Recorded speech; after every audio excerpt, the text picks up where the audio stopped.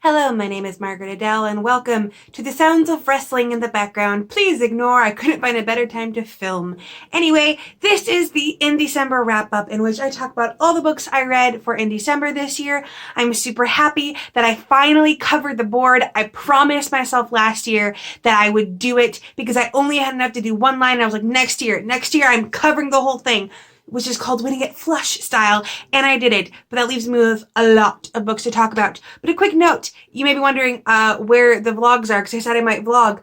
I did for a hot minute, and then I burned out real quick. Turns out my limit for vlogging is like 3 days, and then I just hate having to constantly check in and think about what I should be filming next. So I'm going to restrain my vlogging to short increments of a couple days at a time, if I ever do it again in the future. So most of my videos are probably going to be more in the realm of this. So with 16 books to talk about, let's jump right in. Now, the nice part about winning Indiecember Flush style is that one book can account for multiple different prompts. You don't have to do one of each, because then I would have had to read like 24 books.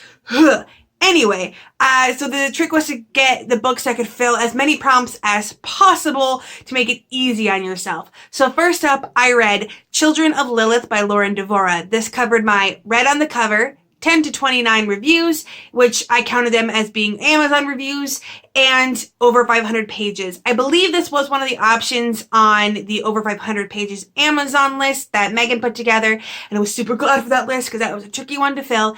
This is your standard angsty urban paranormal romance about a young woman who stumbles into this man who saves her from these vampires, and it turns out he is a vampire hunter, which in this world is its own kind of race of being, and that there's something mysterious about her, and she might be the very thing the hunters have been waiting for to get rid of the vampires once and for all.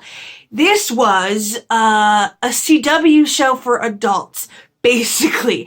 The angst, the angst was there. I mean, you got the I'm not good enough for her, but I love her romance. There's vampires with all of the drama of vampires and blood packs being exchanged. Oh, it was so much angst, but like in that guilty pleasure good way. And the vampires felt reasonably evil, except for the one or two exceptions, which they felt awesome.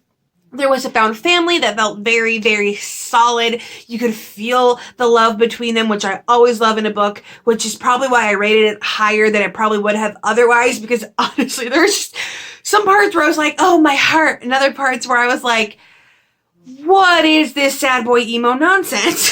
Because, oh my god, Griffin, our male lead, is just the biggest angsty sad boy, and I both hated and loved it at the same time, which is how you know it's a good guilty pleasure. Up next was a book I actually read before the month of December, and I love that you can do that for before December, and that is The Crowl Ants by T.M. Creedy. This is one I got off of BookBub, and I wasn't expecting much of it, but I was pleasantly surprised. So this was my read for 30 to 60 reviews, and I believe I did go based on Amazon, released in 2019, and Nightmare Before Christmas, aka horror. This is about a young woman named Sarah who, through the power of plot, ends up on the run heading out to house sit this abandoned house in the middle of the Australian outback because she can't let certain people find her. And while she's there, she discovers that this giant house that she's house sitting was actually once an asylum for orphans, only the guy that ran it was kind of a mad scientist and performed creepy experiments and other bad things. This book was a perfectly done ghost story. Putting your protagonist in complete isolation like that with like no one else around made it that much creepier. I will say during like the tail end when like everything starts going down, it starts going a little bit too much into it to the point where like it's showing its hand so fully that there's like not a lot to be scared of. However, the very end was nicely open-ended, as I usually like my horror to be, and it was just one that like I just read it because it looks kind of cool, and I wasn't expecting it to be as good as it became, and I will probably have to be on the lookout for the author's other horror stuff. Up next is what I'm super excited for, and that is The Quiche by Antoine Bondelet. This is a African-inspired fantasy, which is why I use it for my non-Western-inspired prompt, all about a young man who is trying to outrun some things. Well, I guess I don't know if he's that young, but he's trying to outrun some things in his past, and so he comes to this village to look for this elder that will help teach him control and teach him the ways of this certain group of monks. And while he's there, he discovers that these beings called the Kishi have come back, and this is all based on Angela, I believe it's called Angela, folklore. Now, I was immediately intrigued by that. And then I messaged the author to ask how to pronounce his last name because I had no clue, and I was getting like 5 different pronunciations from like the how to pronounce sites. And I always love asking authors how to pronounce their names because when you ask an indie author how to pronounce their name, I always explain why I'm doing it, that I'm a booktuber and I'm going to be talking about your book on my video. And they always get excited, and it's so much fun to like feel that excitement. And we were talking for a while and he was really excited about it. And then, long story short, I'm now reviewing his book on Sky Pirates that's coming out next year. So I'm going to get a review copy of African Sky Pirates in 2020 and I'm super excited. But anyways, back to this story. The Kishi were fantastic. They are so unlike any other fantasy monster that I've seen in books recently because they're so richly based in African folklore.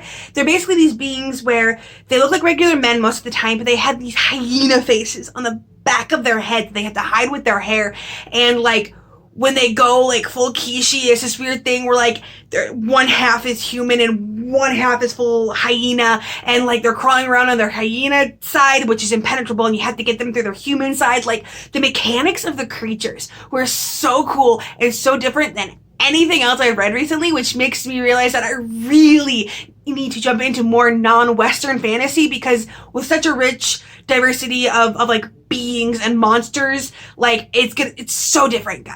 Just so awesome. And I love that I picked this one, and I'm so super excited to review the next one come next year because if this is any indication, it's only going to get better from here. Next up was Falling for a Wolf by Dawn Marie Clifton. I used this both for the gold or silver on the cover and mistletoe props. This is a historical romance set just after the end of the American Civil War. I believe it takes place in the Carolinas, just on the edge right next to the ocean. Not the biggest fan of this one. There were a lot of issues within it.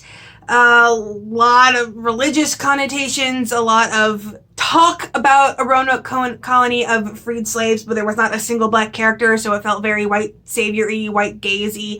And I wasn't the biggest fan, but it was short. I got through it pretty quick, and it served for multiple prompts, so I guess I can't complain too much. Next up was an old book that I'm surprised I've never read because this was on one of my original Best and Worst of Indie Books episodes, and that is Until the End of the World by Sarah Lyons Fleming. I used this for the post-apocalyptic prompt and over 60 reviews. This is about a young woman who kind of let her life fall apart after the death of her parents. But then the zombie plague breaks out, and she finds out that in a weird way she feels close to them because they were doomsday preppers, and all of the things that they taught her now help her survive the zombie apocalypse. So it is a very hopeful take on a zombie story where this young woman is traveling across the country using what her parents taught her to hopefully reconnect with her long-lost love that she pushed away when she was self-destructing. And it is basically Cassie finding herself in the end of the world.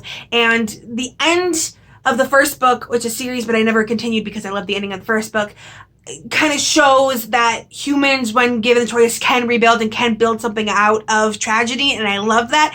If you don't like post-apocalyptic stories because they tend to be so dismal and hopeless, try this one because this one is a lot more hopeful and a lot more painting humans in a better light than most zombie stories usually do.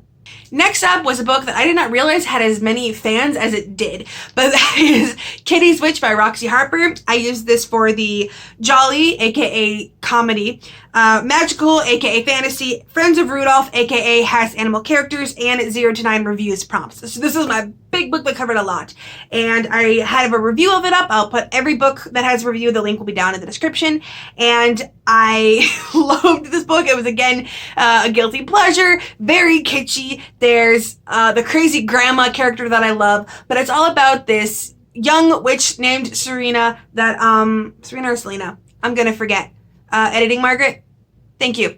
So there's this young witch who sucks at being a witch. Her familiar is supposed to change into like this battle form that he hasn't yet, and she doesn't know why, and she hates him. And she has her best friend that seems to be so much better at this witch stuff than her, and her mom's like the head of like the council of witches, and her mom's looking down on her. And again, crazy grandma that like does weed and may low-key be a serial killer, or was a serial killer. I don't judge. It was so silly and so weird, and I can't tell you a lot about the plot because there's a big twist early on that kind of decides everything else moving forward, but it's basically a witch trying to not be a bad witch anymore, and it is hysterical. There's one or two moments where I was like, that's slightly, gives me pause, but beyond that, more or less, it's just a good, fun, dirty book. Next up was one, again, that I'm surprised I haven't reviewed before, and that is Pomegranate by Nicole Scarano. I use this for my mythology-inspired prompt. This is a gender-bent retelling of the Hades myth, wherein Hades is not the brother of Zeus and Poseidon, but is instead Zeus's immortal human lover, and she is thrown aside when Zeus has to marry Hera, and is thrown down into the underworld as basically a way to get her out of the way, and there finds out that she actually is the fulfillment of this prophecy and becomes the god of death herself. And I love this. I love this going from being some dude's lover to being this powerful deity in her own right. I said it before, but my favorite part of this entire book is when she goes back to the Council of the Gods and literally screams, "I am the god of death," and like takes her own power and like gives them hell, and it's just, it's great. Now, the very ending of the book, and I mentioned this before, undoes some stuff, and it a little bit bugged me. But it is the first of a series, so I am willing to give Nicole the benefit of the doubt and say that things might not stay that way in the second book, that they change, and I believe the second book is out. So I might have to add that to my list to read in 2020. It's going to be a very long TBR this year. Up next was a book I'm super happy that I found because it's actually going to have a lot of like hands-on usefulness, and that is Libraries for Writers by Sarah Perry. This is my nonfiction book for my NICE prompt, and this is basically technically for indie authors, not for me. However, I want to get more indie books to my local library. So literally what this book is what to do to get your book in the local library, what to add into it, how to format it, what to put on the spine. And according to Sarah Perry, you must always have something on the spine that will like make or break whether or not they pick it, and all those other kinds of things. And so I actually used this. I sat down and I went through, and that's basically the tips and tricks I'm going to use to get more books into my library in the future. I actually did end up using this method, sent a few more requests into my local library. I have not heard back yet, but it took me forever to hear back the first time, so it's not off the table quite yet.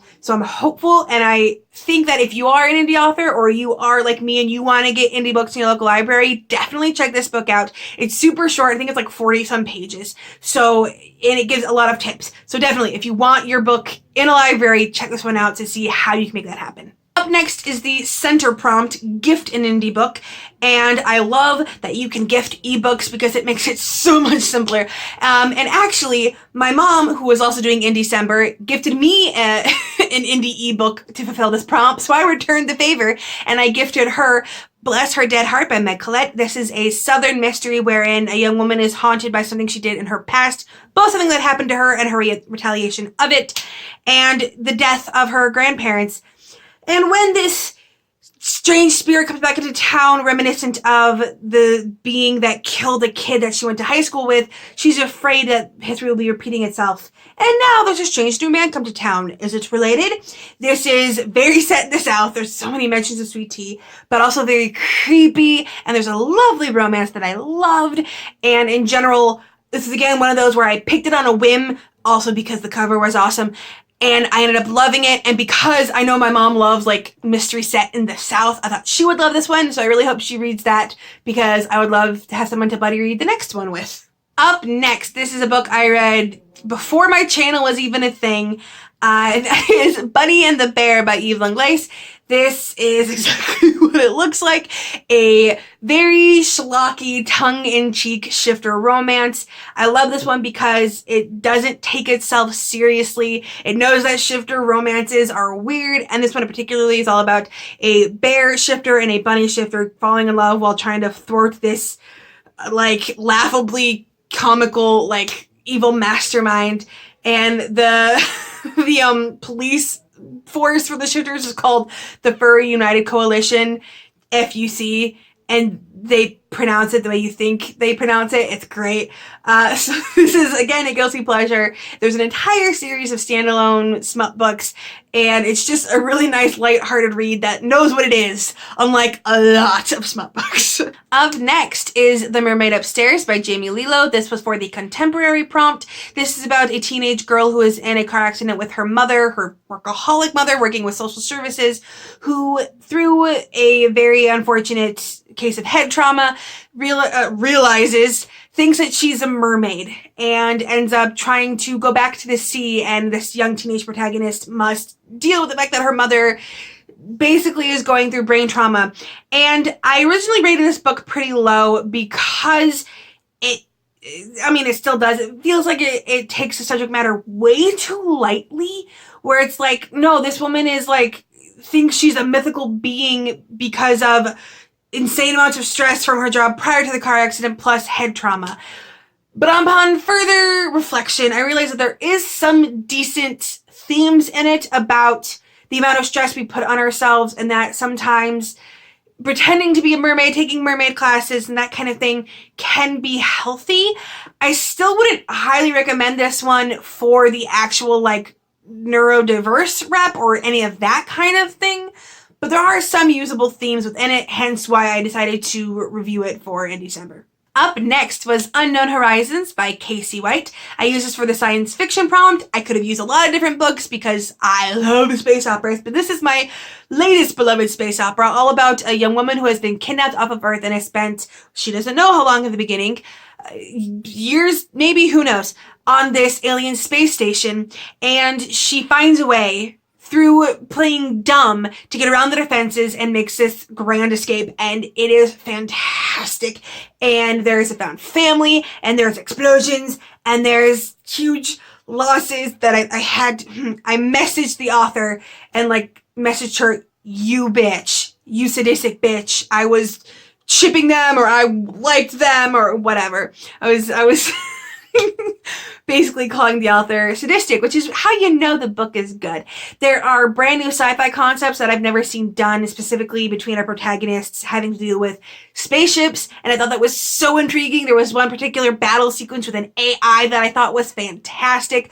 The alien race that kidnapped our protagonists are beyond disturbing in description, which is always good. That's what you want in your evil aliens. I also love that the aliens felt very alien. They weren't just like different shades of humans with like maybe one extra eye. They were very much aliens. So again, not a good beginner book for if you don't already love sci-fi, but if you really want like sci-fi, this is the one for you. Up next was another surprise that I read before the month of December, and that is Vampire Knitting Club by Nancy Warren. This is a cozy mystery, and I don't usually go for those, but the idea of this just intrigued me, and that is all about this young protagonist going home from an archaeological dig with her parents to visit with her grandmother in England, only to find out, Grandma's a vampire, and Grandma was murdered, and she now has to figure out why someone broke into Grandma's cute, quaint little knitting shop to murder her. And first of all, Grandma's a vampire. Love that concept. And it's not like she's not like a suave and sophisticated older woman that just happens to be Grandma. No, we're talking like knits and has like curly white hair Grandma as a vampire. And there is actually a vampire knitting club in this book. And it's the best part because it's literally vampires that meet on a weekly basis and sit around in a circle and knit sweaters. And they give the sweaters to the protagonist because, oh, well, I just thought you needed this, dear. Like, oh, it's so good. Like, it's that perfect mix of dire and like weirdly lighthearted that cozy mysteries do really well that you really have to be in the best mindset for to take. The only downside is that as we move on into the rest of the series, which I do want to continue with, might be a love triangle. And I don't really do that. But as long as there continues to be a literal vampire knitting club, I think I can handle it. I mean, Vampire Grandma. Nothing's better than that. Up next, again, a book that I should have reviewed way earlier and that I actually put on my Indiecember recommendations list for the prompt, white and blue on the cover, and that is Ella the Slayer by A.W. Exley. This says, what if Cinderella lived during post-World War I and also fought zombies? and it is awesome. I love this one a lot because it definitely pays homage to the original fairy tale, but has a ton different from it. And it's very set in its place. It's Edwardian England. It's soldiers coming home with what was then called shell shock, and how the zombies are even a bigger threat because you have men that just came back from this huge war and they don't really have it in them to keep fighting, which is part of the reason why Ella steps up, because she was a woman and wasn't in the war. And I loved that. It was so set in its time period. And I love Cinderella as a zombie slayer because she, I have found, is probably one of the princesses in the retellings with the least agency. She tends to get the least amount of like kick-ass power in her own right, so making her a zombie slayer was awesome. I will probably continue the series at some point. It looks like every different book is going to be a retelling of another story within the realm of Edwardian England overrun with zombies. And I believe the next one is Alice in Wonderland, based on Eleanor's maid Alice. So I'm looking forward to that one. However, because the ending got a little wonky with the zombie lore, it's not very high up on my list, but it is on there. Up next is another review book, Late Night Partners by Fennel Stewart. I read this part of the novella prompt, and this one is basically an analogy for vampirism as gentrification of black neighborhoods, and I loved that more than anything else. It revolves around two men, a young black man and his aging great uncle, and the great uncle is attacked by a vampire, and right away, like, the uncle seems to know that it was a vampire, and this strange woman named Doris shows up saying that she may know what happened to him and volunteers to help. And things go on from there, and there's this heartbeat of the world, and you're not quite sure what that means, and was a very big surprise as to what that actually is, so I won't spoil it. The one downside is the ending felt a little bit too easily wrapped up for me, but I did love the analogy because they even talk about how Roger and his uncle even talk about, you know, things changing and people being forced out of their neighborhoods, and there's people using vampirism to improve people, but only the people that they think should get it, and pushing other people out. Like, I don't know if that's what the author was intending ahead of time. However, like, they did tweet that, like, something to the effect of that if it wasn't the analogy they were going for at the beginning, it's at least one they agree with. So I'm gonna go with it. And last but not least, yet another review book, and that is The Hunted by Pip Coombs. I used this for the green on the cover prompt. The last one, I mean, I didn't read it last, but it was down at the bottom corner. And this is basically, I mean, it feels a little bit like Harry Potter, but I don't know if I can say that because I've only, like, interacted with the Harry Potter franchise in roundabout ways. This revolves around a young man named William who is going to this magical school shortly after discovering that he has magical powers.